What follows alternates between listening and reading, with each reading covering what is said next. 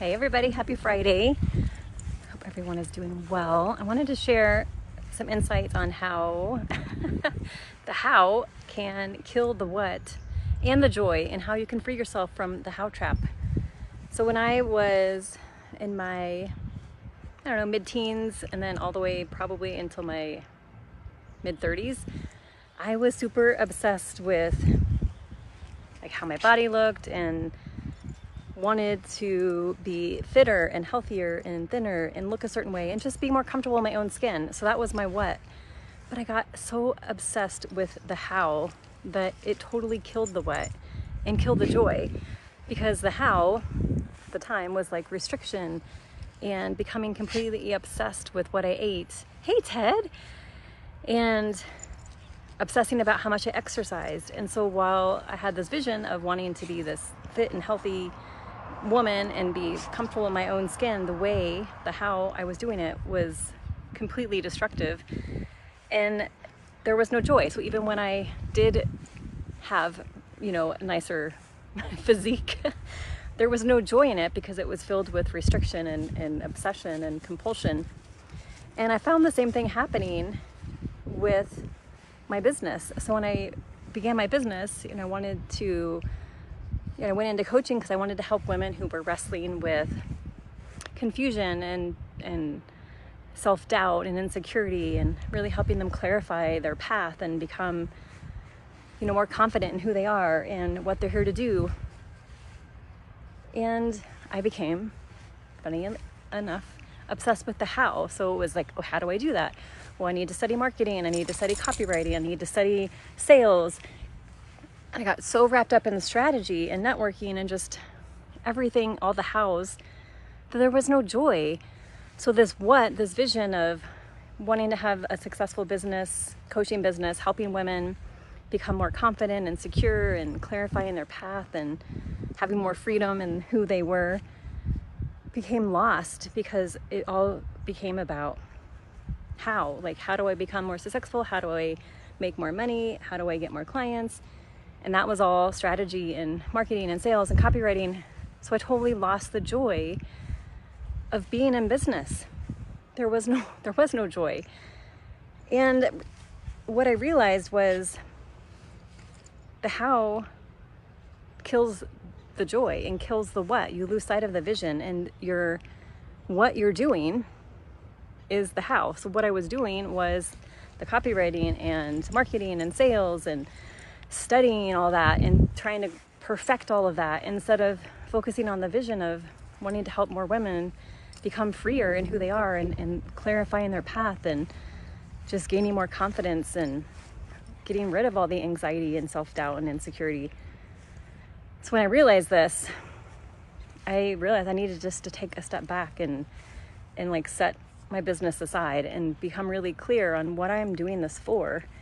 And that requires tremendous trust. You have to let go of the how, because when you're messing with the how, it comes from a place of pride, right? So you're not trusting that God has a plan for you and that his plan might actually be better than your plan. And you're holding so tightly onto the details and putting all this pressure on yourself for what it has to look like and how it's supposed to work, that you're not allowing yourself to be open to those nudges from spirit and from intuition and the ability to be more creative in your approach and to be coming from a heart of service and from love.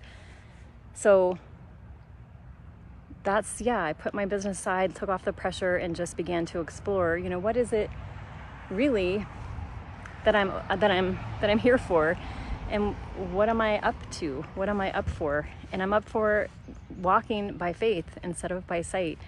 I'm sick of walking by sight and having to have it all figured out and be so tightly controlled and controlling of everything, and so rigid in my approach that there's no joy, because what's the point? That's not the point.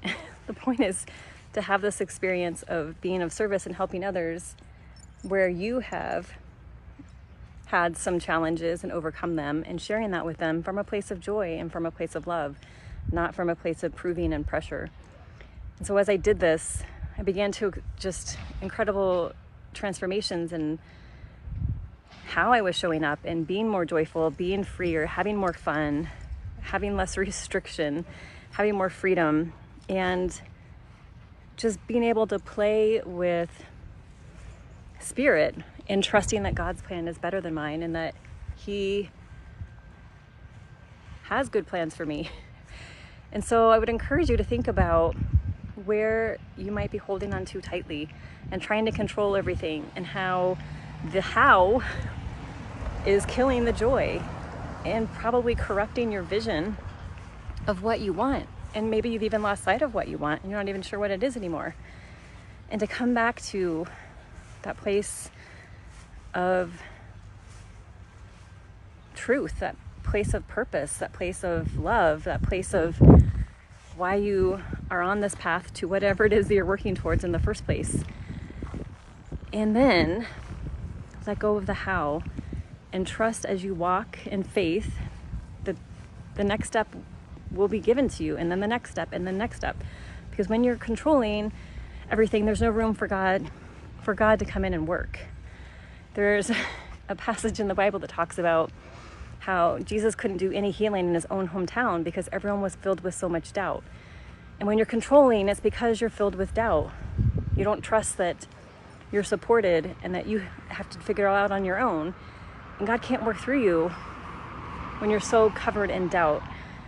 Of course, He's bigger than doubt, but it's allowing Him to come in and meet you where you are and to lead you, and trust that His path is way better than yours and that He will lead you exactly where you need to be.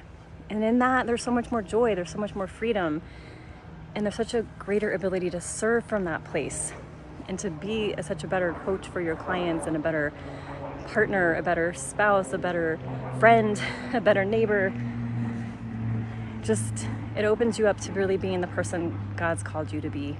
And that person is way bigger than you've ever imagined. So I'd love to hear your thoughts and where you can start walking more by faith instead of sight and trusting God more with your path. And I'm here to help you do that.